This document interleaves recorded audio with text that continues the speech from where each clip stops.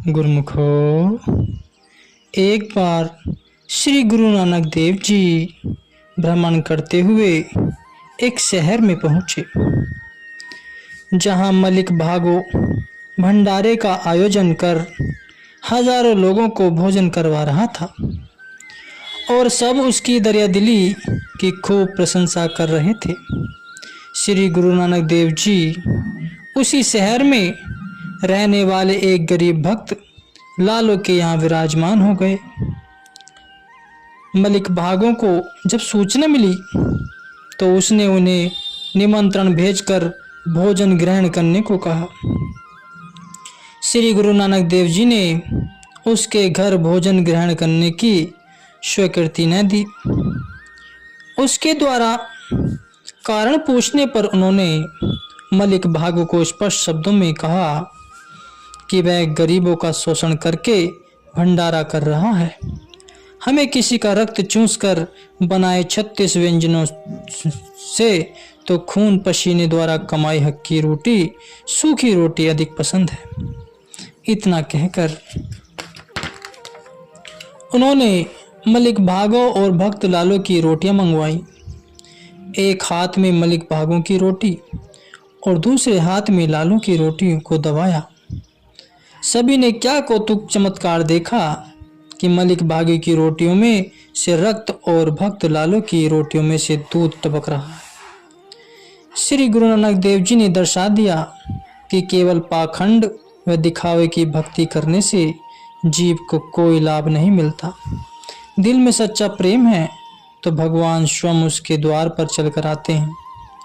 संत सत्पुरुषों ने इसलिए अंतर हृदय में प्रेम का दीपक जलाने के लिए नाम की कमाई की हिदायत दी है। कोई बिरले भाग्यशाली गुरुमुखी संतों के इन इशारों को समझ पाते हैं, वरन आम दुनिया तो अपनी सुरती को माया की लुभावनी चमक दमक में बाह्य संसार में लिप्त करके भटकती रहती है। गुरुमुखो, प्रेम की अनमोल व अमूल्य दात प्रभु परमात्मा ने सबको समान रूप से दी हुई है। इस अमूल्य निधि को कौन कैसे खर्च करता है यह उसके अपने विचारों व ख्यालों पर निर्भर करता है। जैसे कोई तो धन से दूध खरीदता है और कोई विष खरीद लेता है। धन तो वही है लेकिन खरीद अपनी अपनी है। इसी प्रकार कोई तो प्रभु द्वारा दी हुई इस दात को प्रभु चरणों में ही समर्पित करके उसमें प्रेम का नाता जोड़ लेता है और कोई इस दात को नश्वर पदार्थों एवं नश्वर शरीर की देख रेख व चाहत में खर्च करके दुखी एवं परेशान होता रहता है। वह कुटुंब परिवार के मोहजाल में फंसकर प्रेम की इस अमूल्य दात को व्यर्थ गवाकर स्वयं को 84 के बंधन में डाल लेता है। पानी को यदि मिट्टी में मिला दिया जाए तो वह कीचड़ का रूप धारण कर लेता है और यही पानी यदि पक्के फर्श पर डाला जाए तो सफाई का साधन बनता है। विचार करने योग्य बात यह है कि इन दोनों अवस्थाओं में कितना अंतर है। मनुष्य झूठी माया से होने वाले लाभ और हानि के बारे में तो बहुत विचार करता है, किंतु रूहानी लाभ व हानि के बारे में तनक भी विचार नहीं करता। कौड़ी का ख्याल करके यदि कोई करोड़ों का नुकसान करे तो उसको बुद्धिमान नहीं कहा जाता।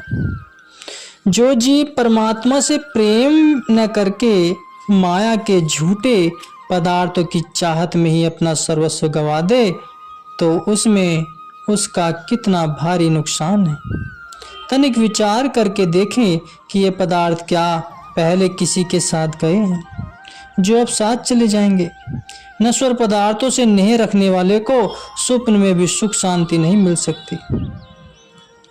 सत्पुरुष कहते हैं कि हे प्राणी, तुमने धन दौलत रथ मकान जमीन जायदाद और पत्नी से नेह लगाकर अपना जीवन बर्बाद किया है।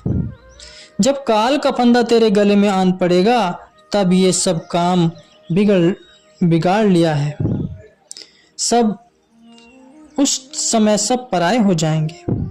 हे बाबरे, तुमने जानबूझकर अपना जीवन नरक में धकेल दिया है, क्योंकि न तो तुम पाप कर्म करने से कोई संकोच करते हो और न ही अपने अहम भाव को त्यागते हो। संत सतगुरु जिस प्रकार तुम्हें शिक्षा दें, तुम उनके वचनों को श्रवण कर उनका अक्षरश पालन करो, इसी में तुम्हारा कल्याण निहित है। गुरु साहिब जी पुकार पुकार कर कह रहे हैं कि अभी भी वक्त है, तुम अपने प्रभु की शरण में आ जाओ। सदगुरु से प्रेम करके ही अविनाशी आनंद को प्राप्त किया जा सकता है। यदि समय को शरीर के पालन पोषण और नफस तानी में ही अपना जीवन व्यतीत कर दिया तो पशुओं से बढ़कर कौन सा काम किया। संत कथन करते हैं कि एक भक्ति भगवान जिन प्राणी के नाही मनी, जैसे सुकर सुआन नानक मानो ताही जनी। अर्थात जिस प्राणी के मन में भक्ति का वास नहीं, मालिक का प्रेम नहीं, उस तन को शुअर व कुत्ते के समान समझना चाहिए और भाव मालिक के प्रेम के बिना मानुष तन को पाना व्यर्थ ही है। संत सदगुरु कुल मालिक के साकार स्वरूप हैं। उनका हृदय प्रेम से परिपूर्ण होता है। वे संस्कारी रूहों को प्रेम की तार द्वारा जोड़कर अपनी ओर खींचते हैं, उन्हें मोह की दलदल से निकालकर मालिक के चरणों के संग मिलाते हैं और निज घर में पहुंचकर शाश्वत आनंद की अनुभूति कराते हैं। गुरुमुख, जीवात्मा वास्तव में ईश्वर का अंश है एवं यह सच्चिखंड में निवास करती है। यह संसार में आकर जब तक अपने घर वापस नहीं पहुंच जाती, तब तक इसे शांति प्राप्त नहीं हो सकती।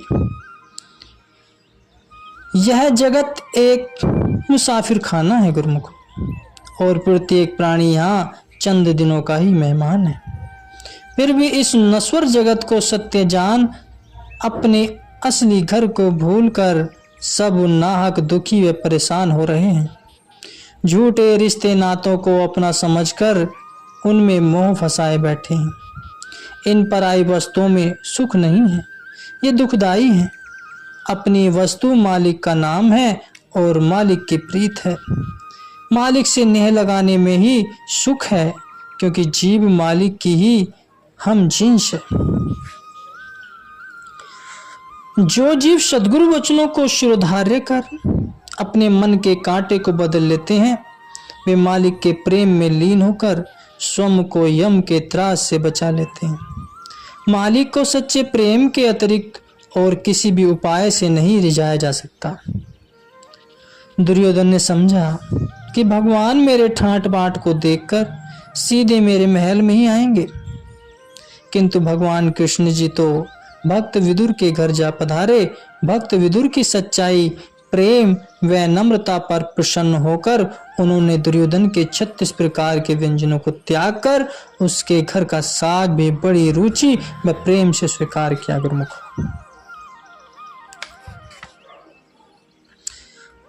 भगवान श्री रामचंद्र जी कथन करते हैं कि निर्मल मन वाला व्यक्ति ही मुझे पा सकता है, क्योंकि मुझे छल कपट बिल्कुल नहीं सुहाता। जो व्यक्ति ऊपर से तो भक्ति का दिखावा करे और मन में कपट में मलिनता भरी हो, उसके लिए मेरे दिल में कोई स्थान नहीं है। जिन जीवों का प्रभु से हार्दिक प्यार है वही सच्चे प्रेमी है। जिसके मन में कुछ और है और मुंह से कुछ और बोलते हैं, उनकी प्रीत कच्ची होती है। भाव जिनकी कथनी और करनी में भेद होता है, वे मालिक के प्यार से वंचित रह जाते हैं। आदमी कहता कुछ और है और करता कुछ और है। उसके मन में प्रेम तो है ही नहीं, केवल मुंह से सेखी बखाड़ता रहता है। जीव को सदैव यह स्मरण रखना चाहिए कि अंतर्यामी प्रभु परमात्मा परम प्रवीण है, वह सबके मन की जानने वाले हैं। वह किसी के बाहरी पहरावे पर प्रसन्न नहीं होते। सच्चे प्रेम के बिना कर्म करना पानी में मंथन के तुल्य है। सच्चा प्रेम ही प्रभु को रिझाने का मूल मंत्र है। जाति पाति में विश्वास रखने वाले पांडवों ने जब भक्त नामदेव जी को मंदिर के भीतर भगवान श्री की भगवान की छवि के दर्शन करने से रोका, तो वे मंदिर के पीछे जाकर कीर्तन करने लगे और भगवान से सच्चे हृदय से श्री दर्शनों के लिए प्रार्थना करने लगे। भगवान तो वैसे ही भक्तों के प्रेम के वशीभूत होते हैं। अतः उन्होंने भक्त रामदेव जी के लिए तुरंत ही मंदिर का द्वारा ही घुमा दिया। केवल ऊपरी कर्म धर्म करने वाले परंतु प्रेम से विहीन पांडे प्रभु का ऐसा चमत्कार देखकर असमंजस में पड़ गए। उन्होंने भक्त नामदेव जी के चरणों में गिरकर क्षमा मांगी और संत कहते हैं, संत न देखे बोल और चाल, वे परखे अंतर का हाल। कबीर साहिब जी कहते हैं कि जिस प्रकार 68 तीर्थों का स्नान करने के पश्चात भी इस तुम्बी का कड़वापन नहीं गया, उसी प्रकार जिनका अंतःकरण सद्गुरु शब्द की कमाई द्वारा निर्मल नहीं हुआ है, वे मलिन मन से कितने भी तीर्थ क्यों न कर लें तो भी उन्हें कोई लाभ नहीं होगा। तत्पश्चात वह प्रेमी उनसे नाम की दीक्षा लेकर उनका शिष्य बन गया और उसने सच्चे तीर्थ में स्नान करके अमर पद को प्राप्त किया। जिस प्रकार तराजू के 2 पल्ले होते हैं गुरुमुखो, उनमें से जो पल्ला भारी होता है वह स्वतः ही नीचे झुका होता है। इसी प्रकार मनुष्य का मन भी तराजू के सदृश है। इसमें यदि भक्ति एवं सच्चाई के विचार दृढ़ व प्रबल होंगे तो यह उस तरफ झुक जाएगा। यदि मन का झुकाव माया की ओर होगा तो सत्संग में जाने पर भी मन माया की ओर ही आकर्षित होगा। एक बार किसी पंडित जी ने एक स्थान पर भागवत पुराण की कथा प्रारंभ की। वहां पर एक बूढ़ी माता भी प्रतिदिन आया करती थी। जैसे ही पंडित जी पोथी खोलकर कथा आरंभ करते, उस माता के नेत्रों से जार जार आंसू छलकने लगते। पंडित जी सोचने लगे कि यह माता बहुत श्रद्धालु है और प्रेम से कथा श्रवण करने के कारण ही इसका प्रेम अक्षों में छलकता है। कथा समाप्ति का दिन आया तो वह माता उस दिन नहीं आई। पंडित जी ने एक आदमी को उसे बुला लाने के लिए भेजा, परंतु वह फिर भी नहीं आई।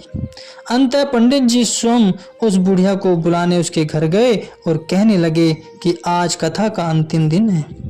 आपने इतनी श्रद्धा प्रेम से सारी कथा को श्रवण किया है, इसलिए मेरा यह आग्रह है कि आप आज के दिन भी अवश्य पधारें।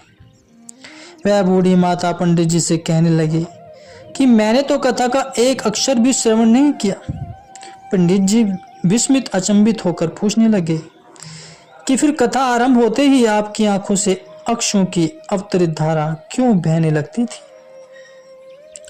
बुढ़िया कहने लगी कि जिस समय आप कथा वाली पुस्तक खोलते थे तो मुझे उस पर चढ़ी हुई कपड़े के रंग को देखकर रोना आ जाता था, क्योंकि इसी रंग के कपड़े का चोला मेरी नातिन पहना करती थी, जो अभी कुछ ही दिन पहले चल बसी है। बस इतना कहकर वह फिर से रोने लगी। यह सुनकर पंडित जी समझ गए कि जिनके अंदर दुनिया का झूठा मोह होता है उन पर भक्ति का सच्चा रंग कदापि नहीं चढ़ सकता। वे बाहर से चाहे कितने ही कर्म धर्म कर लें, परंतु उसका मन सांसारिक दुखों से कभी मुक्त नहीं हो सकता। संत सद्गुरु सहदेव जीव से जीव के मन की ही मांग करते हैं। मन को सहदेव सद्गुरु को अर्पण करने से ही इस पर नाम और भक्ति का रंग चढ़ता है। इसी से ही आध्यात्मिक कल्याण होता है। जो भाग्यशाली गुरुमुख अपना मन सद्गुरु को सौंप देते हैं, सद्गुरु स्वयं उसके जिम्मेवार बनकर लोक परलोक में उनकी संभाल करते हैं, फिर भले ही उन्हें अपने तन पर कितने ही कष्ट क्यों न उठाने पड़े। राधा जी का भगवान श्री कृष्ण जी से अगाध प्रेम था। उनके हृदय में सदैव श्री कृष्ण जी की ही छवि अंकित रहती थी। भगवान भी अन्य सखियों की अपेक्षा राधा जी से अधिक प्रेम करते थे। इसी कारण अन्य स्त्रियों को राधा जी से बहुत ईर्ष्या होती थी। एक दिन किसी सखी ने ईर्ष्यावश राधा जी को गर्म गर्म दूध पिला दिया। थोड़ी देर पश्चात जब भगवान घर लौटे तो उनके चरणों में पट्टी बंधी हुई देखकर उस सखी ने पूछा कि आपके श्री चरणों में यह अचानक क्या हो गया है। भगवान श्री कृष्ण जी ने मुस्कुराते हुए कहा कि यह पट्टी हटाकर तुम स्वयं देख लो। उस सखी ने जैसे ही पट्टी हटाई तो क्या देखा कि भगवान के चरणों में छाले पड़े हुए। आश्चर्यचकित होकर वह पूछने लगी कि यह सब कैसे हो गया। तो भगवान श्री कृष्ण जी ने कहा कि यह सब तुम्हारे ही कारण हुआ है। यह सुनकर वह सखी अवाक अचंभित हो गई और कहने लगी कि मैं भला आपको यह कष्ट कैसे दे सकती हूँ। भगवान ने कहा कि तुमने राधा को जो गर्म गर्म दूध पिलाया वह मेरे पांव पर आन पड़ा है। राधा की रग रग में मेरा वास है। वह हर समय मेरे ही चरणों के ध्यान में निमग्न रहती है, इसलिए मेरे चरणों में छाले पड़ गए हैं। राधा जी के प्रेम की पराकाष्ठा को जानकर वह सखी बहुत लज्जित हुई। वह भगवान से क्षमा याचना करने लगी। यही सच्चा प्रेम होता है गुरुमुखो। सच्चे प्रेम की कोई सीमा नहीं होती। जो प्रभु से सच्चा प्रेम करता है प्रभु उसके लिए दौड़े चले आते हैं। प्रभु प्रेम के भूखे हैं। जो अपने तन मन से और धन को अर्पित करते हुए प्रभु से प्रेम करता है वे सदा सुखी और इस संसार में अपना जीवन कष्टों से दूर रहकर व्यतीत करते हैं। उनका जीवन सुखों से भरा होता है क्योंकि उनका सारा भार प्रभु अपने ऊपर ले लेते हैं। तो गुरुमुखो, भक्ति करो तो प्रेम से करो, मन से करो, उस परमात्मा को मन में धारण करके करो, तभी कल्याण हो सकता है गुरुमुखो।